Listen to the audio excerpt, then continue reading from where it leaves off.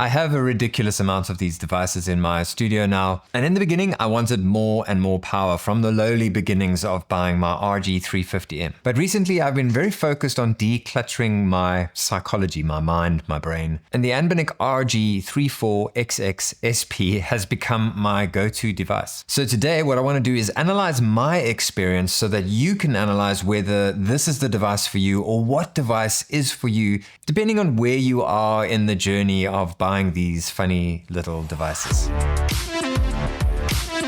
Firstly, I would like to thank PCBWay for sponsoring today's video. They are an online business that offer custom PCB building, so you can send your specifications for your PCBs and have them made for prototyping.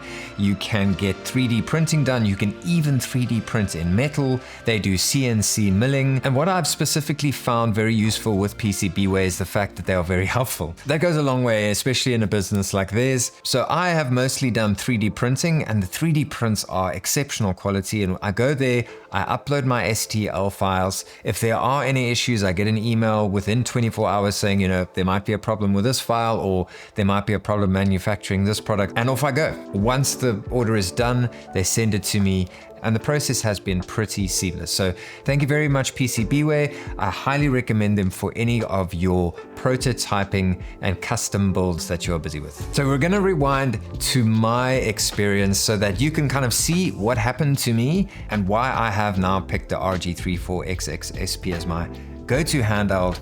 I've been mostly playing on the RG34XXSP. So let's unpack my gaming history. When I started this, I had kind of shelved gaming. And so I got a Famiclone from the Chinese mall, and that broke. And so I was kind of bummed out because I was quite enjoying this nostalgic feeling that it gave me. And then I went down the rabbit hole. I distinctly remember sitting on my phone on the couch and finding Anbernic online and finding Russ from Retro Game Core online and just experiencing the whole thing, loving all the little devices and obsessing over which one to buy, and I got myself the RG350. That was a huge deal for me. Could play Darkwing Duck, I could play the original Super Mario, and that was just, I was blown away. And then I started discovering all the other systems. I found out there was a thing called the Game Boy Advance that I'd completely missed in my history. And so I slowly but surely started to discover this whole world. And then I realized I'm gonna need a little bit more power to play PSP, to try some GameCube, that sort of thing. And so got more devices and eventually settled on the Retro Pocket 3 Plus. That was a huge step for me. I absolutely loved that device. A lot of people in this scene loved that device. It was a huge turning point for the whole industry. So the Retro Pocket 3 Plus was a big deal for me. Then around the same time, I got two devices. I got the Steam Deck from TechDweeb in Canada, and I got the Odin 2 Mini. Now the Odin 2 Mini has a Snapdragon chip, a Snapdragon 2 Gen 2 chip in it, and I got the Steam Deck. And so that covered everything. I had a compact little device that could play almost everything. Like I could play all the Android games, all of the things. And then I had the Steam Deck that I could play all my old retro PC games on. And then also in that time, I would also jump to these smaller devices, these sort of tiny, cheap Linux devices, just because of the simplicity. It was quite a refreshing experience from those two beasts, But for a long time, that was just, it was the ultimate. That's what I had aimed for, the Steam Deck and the Odin 2 Mini. But after a while, the guys who have everything will tell you the unlimited access starts to sort of weigh on your brain. You start to feel worn out from the unlimited access to just everything, just being able to play anything and everything that was ever created. And that becomes a problem in and of itself, like it's wonderful to have that privilege, but then there becomes the issue of actually managing your access for the sake of your own mental health. And that's where the RG34XXSP and devices similar to it became more and more regular in my rotation of just, enjoying little games here and there. To the point now where I haven't played my Steam Deck in a while. I haven't picked up the Odin 2 Mini in a while for personal gameplay. I thought the Retro Pocket Flip would just be, the device that I would play all the time, because that's, take me back to the Retro Pocket 3 Plus days. That would have been just, I would have been blown away. But because I've had this unlimited access for a period of time, the RG34XXSP just became a wonderful, wonderful device to have on a daily basis. You know, waiting for my daughter swimming, waiting for my son to get out of school. I would mostly play Space Invaders, actually. Let's talk about the RG34XXSP, because that's what this video is really about, is to kind of sell you on the idea of this specific device, because personally it has meant something to me, and I really think this is one of the top devices of the year for just the budget versus kind of everything, quality and all those sorts of things. So let's get into the RG34XXSP. And the first thing I want to say is that the fact that it has a 3x2 screen and limits you to once needing to play GBA on your Game Boy Advance on your mostly is one of its selling points, is the fact that it is forcing you to enjoy one particular system. That sounds like, for someone who's at the beginning stages, if you're at the RG350M stage, that sounds silly. But to someone who has a whole bunch of devices, that actually sounds like a joy. It's like a relief, like, oh my gosh, I don't have to choose between 20,000 games. I only have to choose between a few thousand, you know? So that already narrows it down. And in that, I wish they hadn't put joysticks on here, but I know a lot of people do enjoy them. They are quite convenient to have, but I do wish they weren't there. Oh, okay. So this device really does become a wonderful sort of de-stressor for someone who is playing on a big Steam Deck or ROG Ally or maybe even a PS5 or something like that.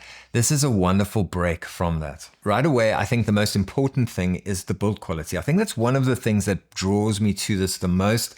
Is I think any hinge device that has a poor hinge is going to make you reluctant to pick it up. This thing, not this particular one, the gray one that I was testing. I did a hectic stress test, and that's the one I have actually physically been playing all the time. And I've been opening it and closing it to use it as a fidget toy. And this hinge just in South Africa we say dit skrik vir niks. It's like it just keeps going. The action buttons, clicky but not loud. The D-pad's got a little bit of a sharp click to it, and in my review of this I did a short little mod section, so you can go check that out, where I put Captain tape over the dome switches, and that just softens the sound. And so I do enjoy the experience on my modded one a little bit more, so I'm definitely going to do that to this. I am busy installing the latest version of MuOS, which you have to pay for. We pay $6 to get the latest, like, sort of experimental release, the pre-release of the latest version, and that has support for the SP. And so I'll put some footage of that, of me using the SP with that, because one of the big things will be that the joysticks will now work. I like MuOS because it's an easy setup, it's minimalist. I'm not a big fan of, I used to be, but I'm not a big fan of importing like artwork for my games and anything like that. And so I just keep it very minimal, and I use MuOS. I just like the way I just enjoy it. There's just something about it. I do think that if you are a no mess, no fuss person, you will get away with the stock operating system as you see it here. You'll get away with it fine. It actually is quite nice. MuOS doesn't have a press and hold shutdown. This does. Where I like the custom firmware is, for instance, if I try to tweak the RetroArch on the Anbernic to do my sort of like custom auto resume. So what I do is I set RetroArch to auto save and then auto load when I open the game. And so when I do a save or when I close the game, it auto saves, and when I open it again, it resumes to the last save state that I made. I can't do that on here. I've tried, and it just doesn't save my settings in RetroArch. So there's little things like that if you do start tweaking, the stock firmware will start to irritate you. But for the most part, I think if you're a no mess, no fuss kind of person, the stock operating system will get you by just fine. And then again, I'll show some footage of me playing the games that I've been playing in my games list that I've been using, and it's very short. Space Invaders is one of the main ones. I've been playing through Golden Sun as recommended by Todd from Toddtronics, so go check out his channel, and a few other games. But I also recently put on Marissa Moreau, who's a modder of original hardware. She put me onto Apotris, and then I just never played it. So I recently put it on here because it does have a 3:2 aspect ratio, and it's just fantastic. Wonderful Tetris game.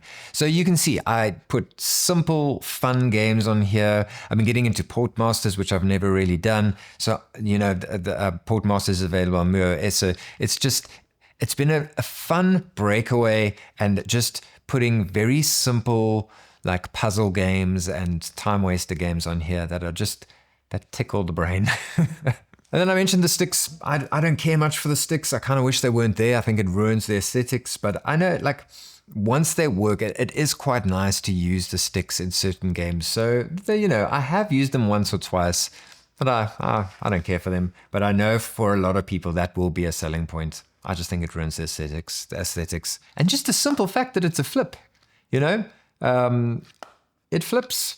And that actually...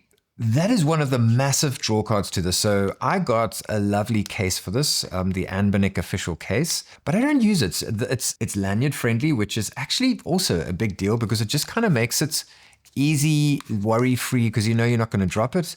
And then it just pops into my pocket. This is actually one of the jackets I regularly use with it.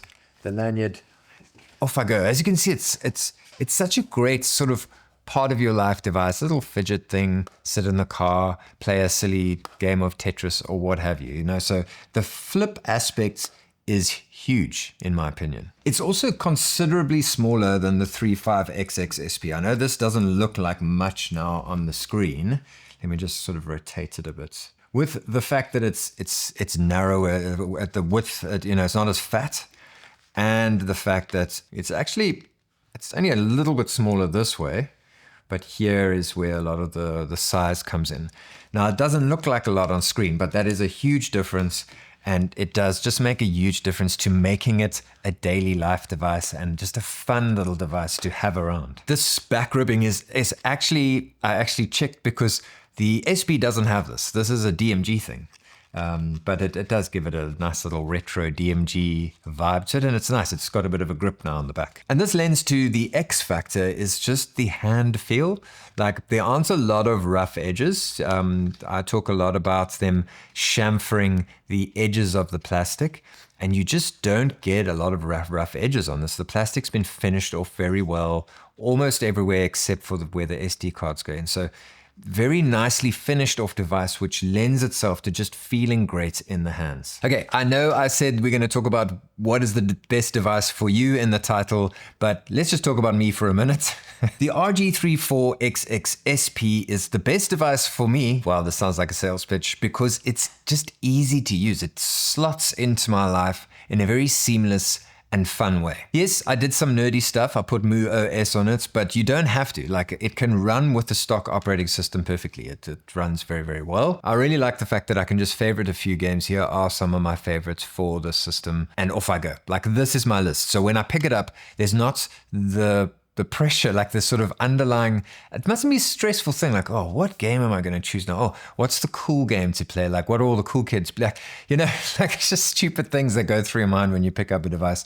You just go, this is my like happy place. These are great little games. I added Daredevil to here because I'm busy watching the Daredevil show, and it actually captures the character quite well on screen compared to this game. So anyway, nice little game there, GBA game. You know, if I want to play RoboCop, I pick up my Steam Deck. If I want to play Dead Cells, I want power emulation, I pick up the Odin 2 Mini or possibly the Odin 2 Portal that I got recently. But honestly, since I've been on the sort of mental health focus to just declutter my mind, I've been struggling with burnout for the channel and that sort of thing, this has been my primary gaming device. I haven't played a lot of PC games. I haven't played a lot of like trying to emulate Switch and all those things. I haven't been trying to push the power of any device. Picking this up just feels like a dream. It feels like a relief because the fact is I've been wanting power for so long and it kind of has burnt me out a little bit. So what about you? I've broken it down to 4 people, so I've put it on the list here. First is you've just started. Number 2, you have a basic emulation handheld like the RG34XXSP. That's the next group. Then you have a Steam Deck, but you're getting bored of it. Gasp. And then you have a bunch of handhelds. So those are the 4 people. The 4 people, the 4th one, that's me.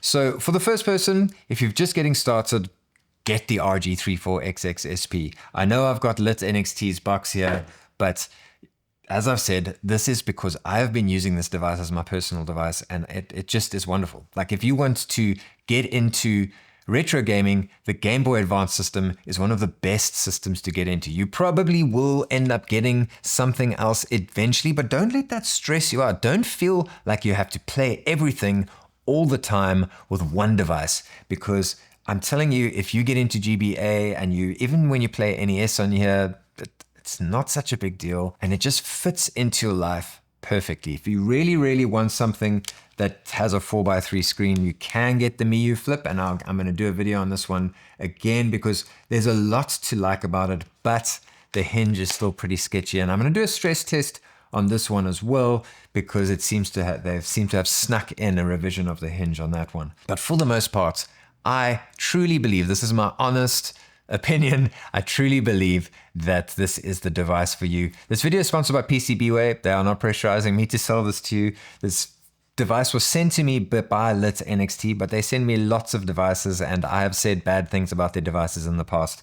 So I'm not pressurized to sell this thing to you. I just believe that it is one of the best retro emulation handhelds, cost versus performance versus custom firmware versus, nerdiness versus being easy to use. It just is one of the best handhelds out there. If you already own something like this, if you have one of these, like this RG3, the 40XX, or maybe like the Trim UI brick, that's a lovely one. If you have one of these devices, I would highly recommend going for something like the Retro Pocket 4, maybe the Retro Pocket Flip 2. That's a fun device to get. Or you could go for the AYN Odin 2 Mini. That's also a great one to go for. Not as nice a screen as the Retro Pockets, but a lot more power. Because while the Steam Deck is wonderful, the likelihood that you're actually going to play retro games on it is very low because it's just huge. So if you do currently have a Steam Deck and you are getting bored of it, like this device and the other devices that I just mentioned, the Retro Pocket 4, the AYN Odin 2 Mini, the Retro Pocket Flip 2, those are great alternatives if you want something other than your Steam Deck to enjoy when you're not playing PC games. Then if you're in the last group, if you're like me, because I am slowly evolving away from this RG34XXSP to original hardware, I highly recommend getting into collecting carts, finding original hardware, modding original hardware. It is just a wonderful hobby to get into. And I do think that if you have run the course of this hobby and you have a Steam Deck, you have an Odin 2 Mini, you have a bunch of these little devices, I really think original hardware and carts, if you haven't got a bunch already, is a great place to go. I think some people actually started there, so maybe I'm doing things backwards, but I highly recommend for mental health and decluttering your life with more stuff is a great way to go. So this is a sort of conversational video. I'd love for you to leave a comment on where you are in this process, what you're playing right now and where you think you're going to go. And also reach out to me on social media, on X and on Instagram. I'm Aiden Walls. We can have a little chat there about your gaming life.